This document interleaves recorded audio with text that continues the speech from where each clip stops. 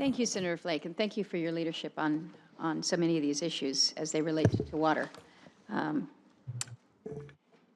There are those of us that have water and those that wish they had more water.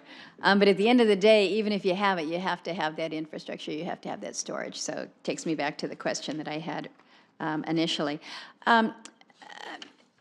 Dr. Petty, let me ask you about the Bureau of Rec's Tribal Technical Assistance Program that helps the tribal organizations better develop, manage, and protect their tribal water and resources.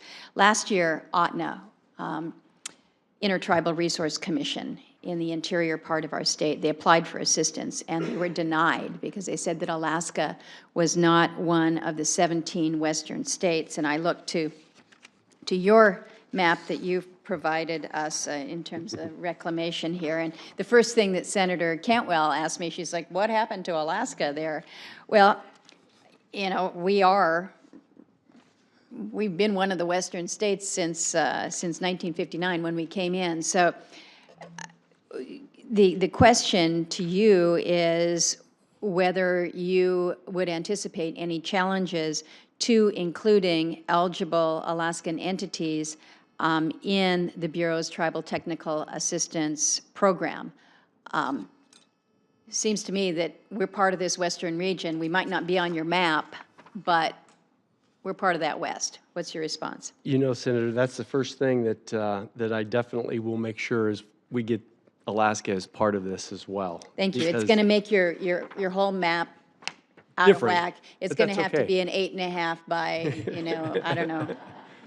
We will figure Kim, that. it'll also make your life a lot easier. It certainly will. So first of all, right off with your question, even from the language that has been put forth, and it was part of this hearing, we really do look forward to incorporating even the Water Smart as part of Alaska and its submission into those.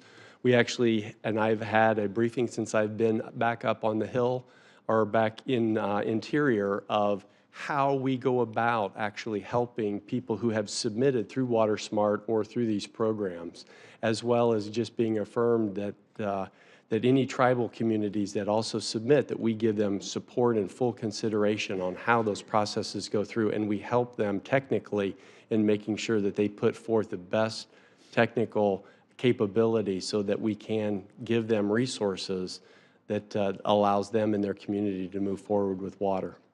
Okay, well, I know that we'd like to work with you on that, and again, hopefully the good folks in the OTNA region will see some of that. Let me ask about title transfers, and probably to you, Dr. Petty, and to you, Mr. O'Toole. Facilitating the title transfer of the Bureau of Rec facilities that are relatively uncomplicated and where the capital has or will be repaid.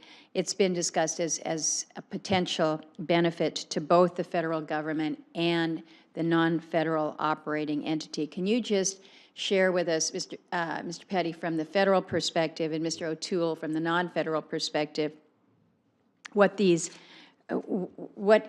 the benefit and how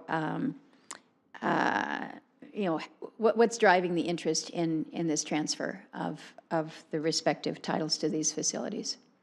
Well, if I could start first, just to respond specifically now, since we also have the lead author of the bill on the title transfer, it'll be a good combination of just referencing how important the federal government reviews and sees this title transfer capability. It allows those, even specifically those irrigation districts who have been working hard for years and decades and even some longer on the importance of eventually moving that into their responsibility. They've been overseeing with the O&M, the operations and maintenance, but allowing them to actually carry that title.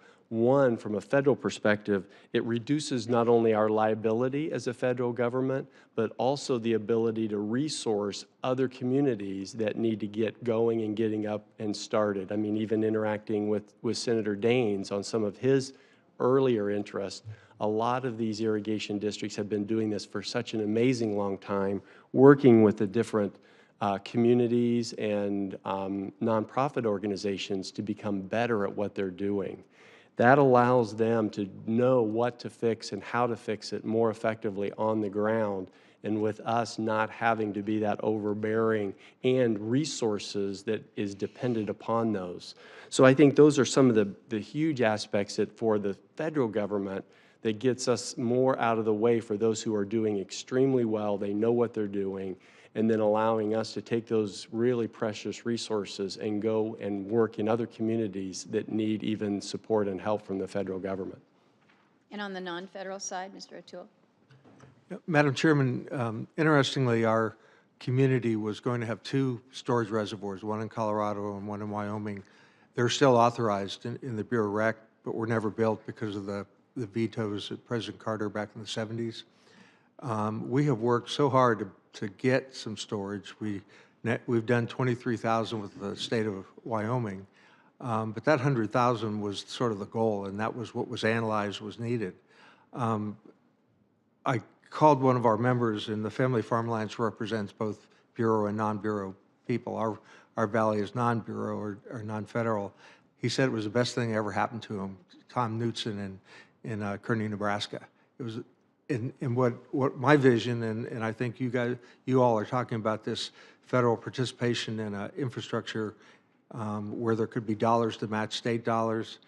That's the new vision, where we're not going to have quite the same storage building that we did in the 60s, 70s, that period of time, but the infusion of the states that are ready to build storage for themselves of dollars to help match with the state dollars is going to be critical. So I think it's the perfect example how the federal government got something started in many places, then it became local, and the local people are driving the process. Very good. Good. Thank you.